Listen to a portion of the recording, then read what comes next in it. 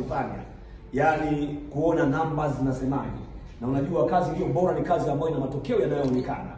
Na unajua kiongozi ambaye anakuwa anatekeleza mambo kwa kuonekana, hazungumzi sana, anazungumza kiasi na vitendo vinavyoonekana.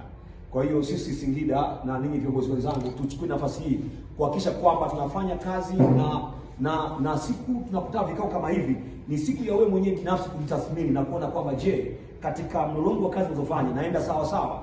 Ya jitathmini wewe mwenyewe na uweze kukubali hapa sikuwa sawa, hapa nifanye hivi niweze kwenda sawa sawa. Hii ina maana kwamba kila mtu akisimama katika nafasi ya kwake ni kwamba tutaweza kwenda kufanikiwa. Kikao kama cha leo ni kikao ambacho Mheshimiwa Rais anathamini sana. Mnafahamu kabisa taifa lolote lazima lijengwe na wananchi wao wenyewe. Na taifa kujengwa ina maana kwamba rasilimali ya kwanza duniani kokote pale ni watu. Kama una watu hakuna jambo linaweza kuendelea.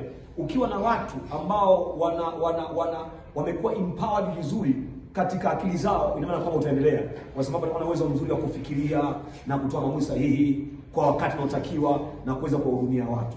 Eneo hili tunamshukuru sana Mheshimiwa Rais kwamba niliona akaona kwamba ili tuweze kuwa na rasilimali watu ambao iko sahihi na imekamilika, cha kwanza ni chakula.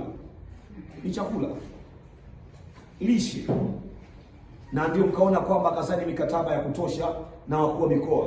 Akaelekeza wakuu wa mikoa na wenyewe wasaini mikataba na wakuu wa wilaya. Tumesaini na waheshimiwa wakuu wa mkoa. Na sisi tukasaini na wakurugenzi. Na wakurugenzi wenyewe wakasaini na chini kote mpaka nini imefikiwa. Lengo ni kwamba anaangalia maslahi mapana ya mtu mmoja mmoja katika nchi yetu ya Tanzania. Na sisi bila tukiwepo. Hili ni jambo kubwa na la kipekee. Labda yawezekana ndio nguvu ambayo mama anakuwepo. Na sifa kubwa ya mama ni kuangalia watu wake. Hata nyumbani. Yaani anaangalia mpaka mtu wa mwisho kabisa anamwangalia kule chini. Tumpige makofi Mheshimiwa Rais. Jambo kubwa sana.